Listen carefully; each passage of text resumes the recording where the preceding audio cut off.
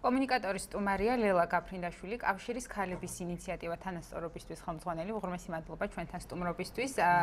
23 მაისს გაიხსნება გამოფენა, სადაც წარმოდგენილი იქნება პროექტის განმანათლებლობა საქართველოში, იდეები და მოღვაწეების პრეზენტაცია მოხდება. რას გულისხმობს ეს პროექტი და კონკრეტულად რა იქნება გამოფენილი ამ დღეს? კი ბატონო.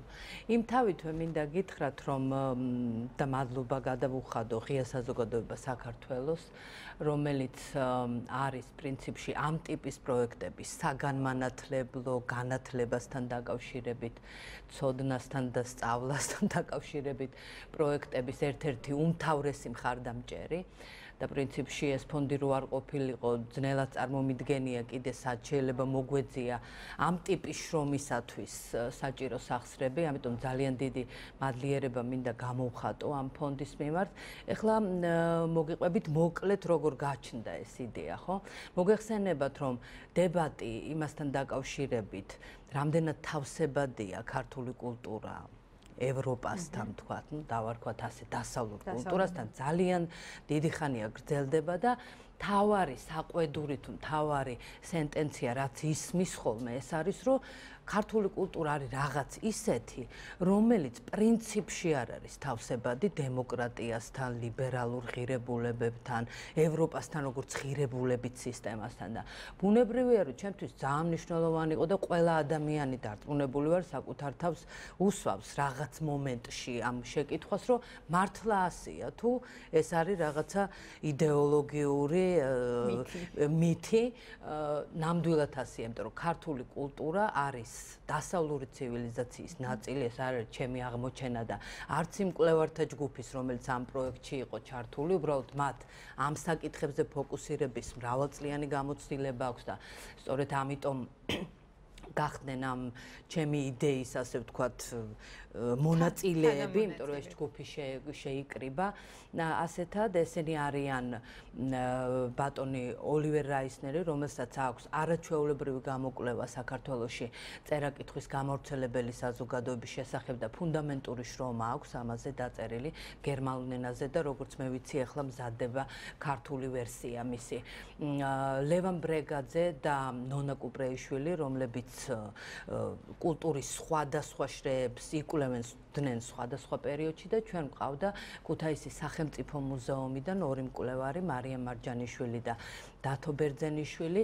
სამწუხაროა ის და აუცილებლად მინდა ვთქვა ეს, რომ დათო ბერძენიშვილი სულ ახლახანს გარდაიცვალა და პრინციპში თუ მომავალი თაობები აი ამ ეპოქაზე ჩვენს თანამედროვეობაზე დაწერენ ანალოგიურ, განახორციელებენ ანალოგიურ პროექტს, განმანათლებლობა რა დღეში იყო ჩვენს ეპოქაში, მე სრულიად დარწმუნებული ვარ, რომ დათო ბერძენიშვილი იქნება ერთ-ერთი იმ ადამიანთაგანი, რომლის სხვა წლში აფასებენ მომავალი თაობები და მან ძალიან დიდი წვლილი შეიტანა ამ ჩვენს პროექტში, ძალიან მნიშვნელოვან მოღვაწეებზე დაწერა ბიოგრაფიები. ეხლა ამ ჩვენ რომ რაღაცნაირად მივდგომოდით აი ამ ჩვენ საკვლევ საგანს, ბუნებრივია უნდა გაგვესაზღვრა საიდან ვიწყებდით. ჩემი კონცეფციის ნაწილი იყო ის, რომ დიდი, ასე ვთქვათ, გონების შტურმი არ სჭირდება იმას, რომ თუ ჩვენ ქართველი განმანათლებლების ბიოგრაფიებს დავწერთ, ფაქტობრივად ეს არის საქართველოს ისტორია.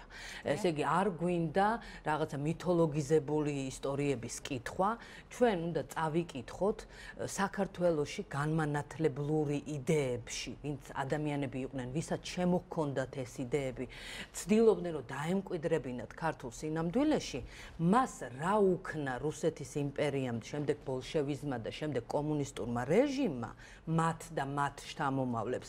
ეს არის აბსოლუტურად პასუხი იმაზე, რა ხდება დღეს. 300-მდე ასეთი ადამიანის ბიოგრაფია გექნებათ. რამდენიმე შეგიძლიათ რომ დაასახელოთ? რა თქმა უნდა, ეხლა ცნობილთაგან, რა თქმა უნდა, ისეთი უფრო სწორედ ჩემი კონცეფციის ნაწილი იყო, რომ ნუ ეს ცნობილები გასაგებია. იაკობ გოგებაშვილი, ილია ჭავჭავაძე, რომელთა წვლილი ძალიან დიდია, მაგრამ არიან ადამიანები და სხვა შორის მათ შესახებაც ჩვენ არა გვაქვს ის ცოდნა, რომელზეც მე ვლაპარაკობ. თქვათ, ილია ჭავჭავაძის პუბლიცისტიკა. ვთქვათ, მისი შეხედულებები სამართლებრივ ცნობიერებაზე, კრიტიკის, როგორც ასეთის არსებობის აუცილებლობაზე საზოგადოებაში, ისტორიის შეფასებაზე და ამის მნიშვნელობაზე თანამედროვეობაში და განვითარებაში, ხო? ასევე სასამართლოზე მისი შეხედულება, ეთნიკურ შემწყნარებლობაზე. ეს ტექსტები არ არის ცნობილი. ეს იცის ძალიან ვიწრო საზოგადოებამ, თქვათ, ილიას მკვლევარებმა, მაგრამ სკოლაში ეს არ ისწავლება. სამწუხაროდ, საუნივერსიტეტო კურიკულუმებში არ არის ინტეგრირებული ეს საკითხები. იგივე ვაჟა-ფშაველას პუბლიცისტიკა, ხო?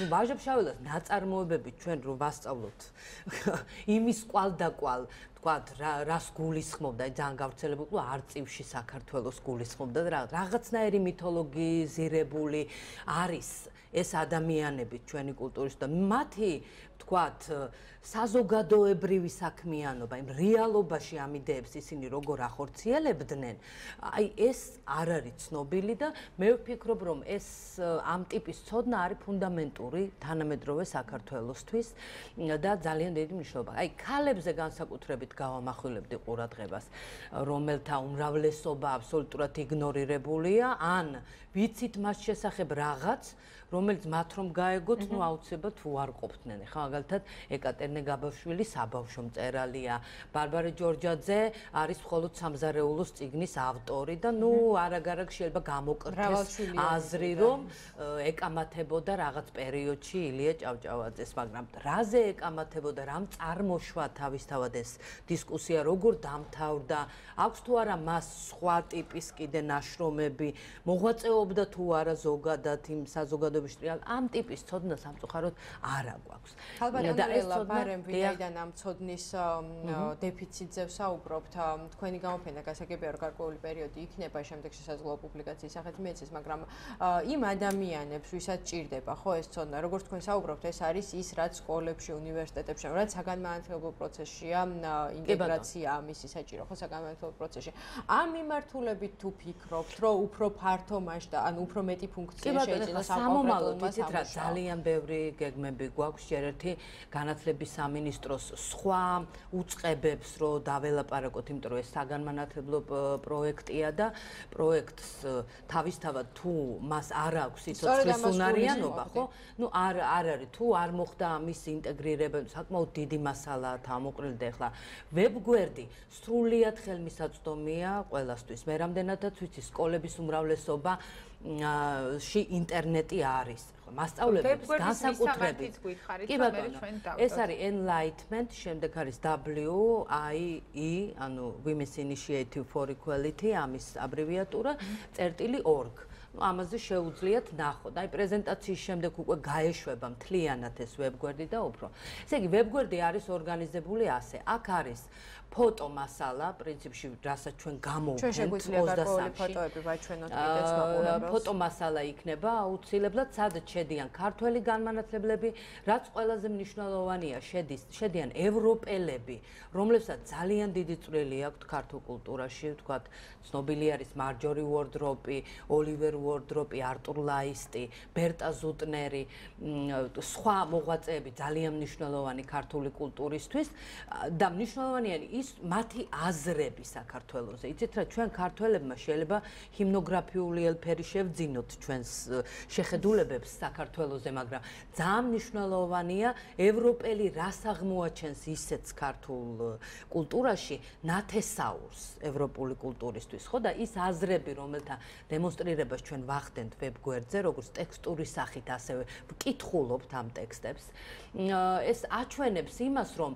იმავე იდეას, რაზეც ზემოთ ვილაპარაკე, რომ ჩვენ კი არ ვაბობთ ამას საქართველოზე, არამედ თვითონ ევროპელები აღმოაჩენენ ამას და ეს არის ძალიან მნიშვნელოვანი. ქალბატონო ლელა, ამ შემთხვევაში ალბათ მნიშვნელოვანია ისიც ეს გარკვეულწილად რაღაცა განვლილ ეტაპზეა, ხო, საუბარი ეს არ არის ჩვენი თანამედროვეობა, როდესაც თქვენ კითხულობთ იმ იდეებს, რაც მაშინ იყო ცოცხალი, რაც მაშინ ევროპასთან გვაკავშირებდა და ავლებთ ცხადია პარალელს თანამედროვე რეალობასთან, ხო? არსებობს რაღაცა ისეთი ფასეულობები, რომელიც სამწუხაროდ გაქრა რაღაც კავშირი, ანუ ხიდი ჩატყდა, თუ ეს ტენდენციები ზოგადად იდეების გრძელდება და განვითარდა. მე ვფიქრობ გრძელდება და საქართველოში ის რომ ვთქვათ, ბოლშევიზმი არ გამოდის, იმიტომ რომ ხელისუფალთა უმრავლესობას სამწუხაროდ რაღაც მოძრაობები ამ მიმართულებით აქვს, მაგრამ არ გამოდის საქართველოში, იმიტომ რომ ყოველთვის არის ხალხი და სხვათა შორის ეს ხალხია, არ არის აუცილებელი რომ იყოს მილიონობით, ხო? იმ ეპოქაში, აი მე-19 საუკუნე რო ავიღოთ, ხო, რუსიფიკაციის საშინელი ტალღა, ესე იგი, ბევრად მკაცრი სხვათა შორის, იმიტომ რომ ეხლა ინტერნეტია და ვინც არ უნდა შეგავიწროვოს, ინფორმაცია შეიძლება გაავრცელო უსწრაფესად, ხო? შენ თუ არ გაავრცელებ, შეიძლება სხვამ გაავრცელოს. მაშინ ეგრე არ იყო ინფორმაცია და ინფორმაციის ფლობა არის ძალაუფლების ფლობის ფუნდამენტი, ხო? და თუ ინფორმაციას შენ ვერ აკონტროლებ, ეს იმას ნიშნავს, რომ ძალაუფლებაშიც ვერ ახარ ისე, როგორც გინდა რომ იყო, ხო?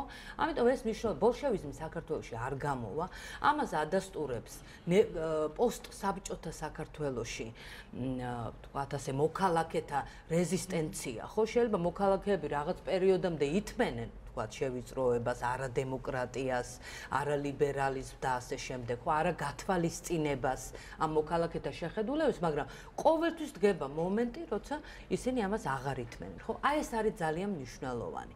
და სხვათა შორის, როდესაც 30-იან წლებზეც ლაპარაკობენ, 20-იან წლებშიდან დაიწყო საერთოდ რეპრესიები საქართველოში, როდესაც ლაპარაკობენ ამაზე, აი ძალიან ხშირად ამბობენ, რომ ესე იგი, ამდენი მსხვერპლი იყო, ქართველები ერთმანეთს აბეზღებდნენ და ასე შემდეგ, ხო? ესე იგი, თუ დაბეზღება არ იყო საჭირო და ესე იგი, მარტივად შეეძლო ხელისუფლებას მაშინ ემართა, ხო? და მაშინ საიდან ამდენი მსხვერპლი? ხო, ლოგიკურია ეს შეკითხვა. ესე იგი, იყო რაღაც წინააღმდეგობა. რომ არ ყოფილიყო წინააღმდეგობა, იქნებოდა ვთქვათ 100 მსხვერპლი ბოლშევიზმის და არა მილიონობით ადამიანი. ამიტომ აი ამ დაკავშირებას რაღაცნაირად, ხო, ეპოქებს შორის, მე-19 საუკუნის რუსეთის იმპერიის რუსიფიკატორული პოლიტიკის ფონზე რა ხდებოდა საქართველოში, შემდეგ ბოლშევიზმის ფონზე რა ხდებოდა და კომუნისტური რეჟიმის დროს, ეს არის ძალიან მნიშვნელოვანი და რა ხდება დღეს. იმიტომ რომ თუ ჩვენ ამას დავინახავთ, აი ზაქარია ჭიჭინაძის ფოტო მოჩანს და ნინო ორბელიანის, რომელიც ჩვენ აი ამ საინფორმაციო ბარათები დაობეჭდეთ, სწორედ დავიცავით ბალანსი გენდერული, იმიტომ რომ ქალები ნამდვილად დაცული იყო რეალობაში ეს ბალანსი. ის რომ თქვა ჩვენ უფრო ვიცით მამაკაცური ისტორია, ეს იმას არ ნიშნავს, რომ ქალური ისტორია არ არსებობს.